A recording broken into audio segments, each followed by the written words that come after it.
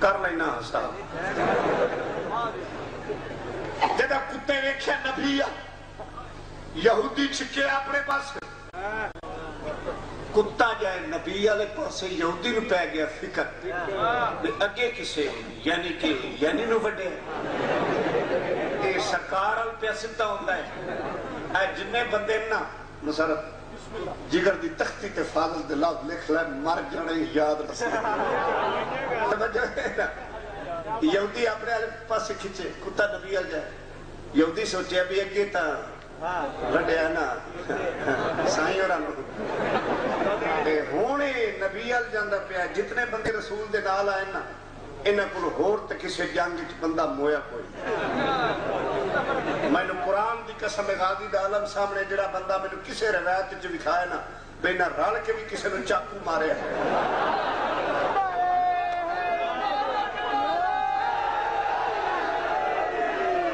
میں مدد چھوڑ دے سا تے وقت بھین نو کٹن نال تا بندہ بہادر نہیں نہ بندہ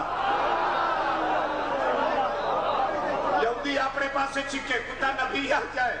پاک نبی نے کتے دی بے قراری بے چینی بے تابی نو نٹھا فرمایا یہودی انو چھوڑ دے یہودی چھڑے کتا دوڑ کے پاک نبی کو کھنڈا سوٹا سرکار فرمائے اور سر چاہے نا کتے سر چاہے انہاں تو بڑے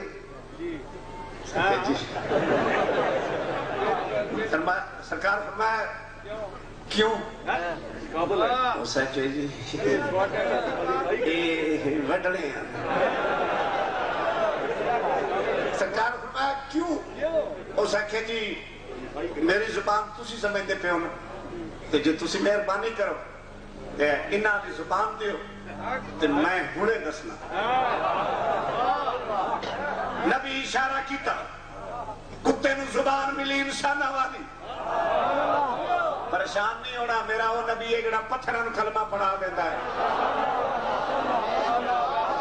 نبی فرمایا ہوندا سنن کیوں وڈے کتا دا جناب تسی فرمایا نا من کنت مولا فہذا علی مولا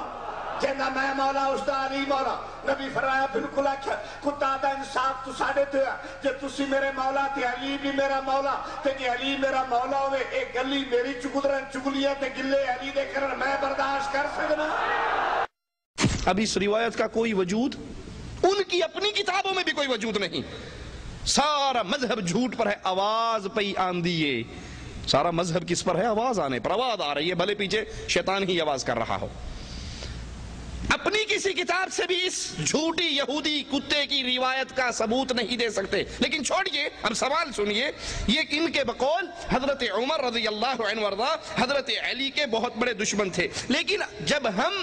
شیعہ سنی دونوں کتابوں کو دونوں مذہب کی تاریخی کتابوں کو دیکھتے ہیں تو یہ ہمیں روایت ملتی ہے کہ حضرت عمر رضی اللہ عنہ وارضا جب بیت المقدس کی چابیاں لینے کے لیے گئے تو مدینے کا امیر کس کو بنا کر گئے حضرت علی رضی اللہ عنہ وارضا کو مدینے کا والی اپنا نائب اپنا خلیفہ اپنا جانشین حضرت عمر مدینے میں حضرت علی کو بنا کر جا رہے ہیں خود چابیاں لینے کے لیے بیت المقدس گئے ہیں تو یہ کیسے ہو سکتا ہے کہ عمر حضرت علی سے دشمنی بھی رکھتے ہوں اور اپنے دشمن کو اپنی خلافت کا سٹیج بھی دے کر جا رہے ہوں یہ کیسے ممکن ہے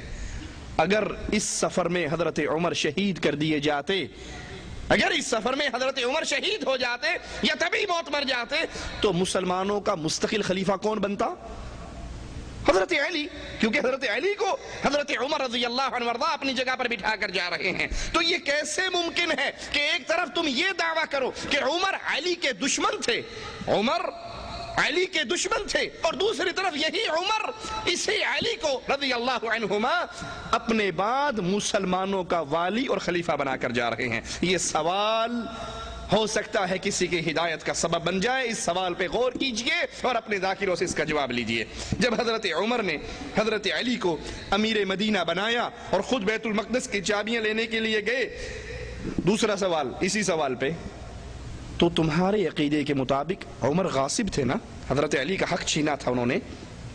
تو حضرت علی کے لیے اس سے بڑا سنہری موقع اور کیا ہوتا کہ جس نے اس کا حق چھینا ہے وہ غلطی سے اس کو اس کرسی پہ بٹھا کے چلا گیا اور خود آؤٹ آف مدینہ ہے، باہر ہے، تو حضرت علی نے حضرت عمر کا تختہ کیوں نہیں الٹا؟ حضرت علی نے حضرت عمر کی حکومت کا تختہ کیوں نہیں الٹا اور کیوں لوگوں کو نہیں بتایا کہ اس نے غصب کیا تھا اور اب میرے پاس یہ خلافت دوبارہ آ گئی ہے، اب خلیفہ بلا فصل میں ہی ہوں اور میں یہ حکومت واپس عمر کو نہیں دیتا؟ بلکہ جب حضرت عمر واپس آئے تو حضرت علی رضی اللہ عنہ وارضا وہ تمام امور خلافت حضرت عمر کے حوالے کر دیتے ہیں۔ دو سوال ہیں، اگر حضرت عمر علی کے دشمن تو علی کو کیوں امیر مدینہ بنایا، اور اگر حضرت علی رضی اللہ عنہ وارضا یہ سمجھتے تھے کہ عمر غاصب ہے تو عمر کے آنے پر یہ خلافت ساری دوبارہ اس کے حوالے کیوں کر دی؟ ایک اور سوال پہ غور کیجئے، اے عقل مند انسانوں، شیعہ مذہب میں سجدہ کرتے ہوئے 8 چیزوں پر سجدہ کرنے کا حکم ہے۔ شیعہ کے علماء کہتے ہیں نمبر 1 ماتھا، نمبر 2 ناک، 3 4 دونوں ہاتھ، دونوں گھٹنے، دونوں قدم، یہ 8 اعضاء ضروری ہیں کہ یہ سجدہ، اس پر سجدہ کیا جائے۔ شیعہ کی کتاب وسائل الشیعہ حر العاملی کی جلد نمبر 3 صفحہ 598 میں ہے، اور اسی طرح شیعہ علماء کہتے ہیں کہ سجدہ اس چیز پہ کرنا واجب ہے جو نہ کھائی جا سکے نہ پہنی جا سکے، اسی لیے اپنے ماتھے کے نیچے کربلا کی مٹی رکھتے ہیں۔ اب یہاں سوال یہ پیدا ہوتا ہے کہ کربلا کی مٹی کو صرف ماتھے کے نیچے کیوں رکھتے ہیں؟ تمہارے مذہب میں حکم کتنا ہے؟ 8 چیزوں پہ سجدہ کرنے کا، تو کربلا کی مٹی ماتھا، ناک، ہاتھ، گھٹنے، پاؤں، ان سب کے نیچے کیوں نہیں رکھی جاتی؟ صرف ماتھے کے نیچے اس کربلائی مٹی کو کیوں رکھتے ہو؟ صرف ماتھا خاص کرنے کی دلیل اپنے مذہب کی کسی کتاب سے دے دو، اس کی تخصیص کی کوئی دلیل نہیں ہے۔ ایک اور سوال، تو اسی نے اپنی کتاب الغیبہ میں لکھا ہے، اور بھی بہت سی روایات شیعہ ہیں، کہ جب ہمارا 12واں امام محمد بن حسن العسکری جو آخر زمانے میں اپنی غار سے باہر نکلیں گے تو وہ آل داؤد کی شریعت کو نافذ کریں گے۔ سوال پہ غور کرنا، محمد بن حسن العسکری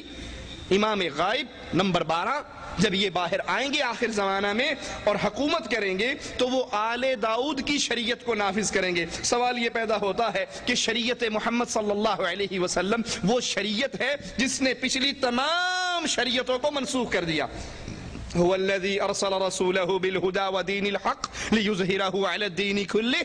یہ شریعت تو آئے ہے، شریعت ہی وہ ہے، دین محمد وہ دین ہے جس کے آنے کے بعد پچھلے سارے ادیان منسوخ ہو گئے ہیں۔ تو امام نمبر 12 محمد بن حسن العسکری جب آئیں گے حکومت کریں گے تو وہ دین محمد کو نافذ کیوں نہیں کریں گے؟ وہ شریعت محمدیہ کو نافذ کیوں نہیں کریں گے؟ وہ شریعت داؤد کو کیوں نافذ کریں گے؟ سب سے کامل شریعت تو محمد کریم صلی اللہ علیہ وسلم کی ہے۔ جائیے اس سوال کو دلوں میں بٹھائیے اور ان سے پوچھئے کہ محمد کریم صلی اللہ علیہ وسلم کی شریعت ہوتے ہوئے 12ویں امام صاحب شریعت داؤدی کو کیوں نافذ کریں گے؟ ایک اور سوال، شیعہ کا عقیدہ ہے کہ ہمارے جتنے ائمہ معصومین ہیں ان سب کا حمل ان کی ماؤں کے پیٹ میں نہیں ہوتا بلکہ پہلو میں ہوتا ہے۔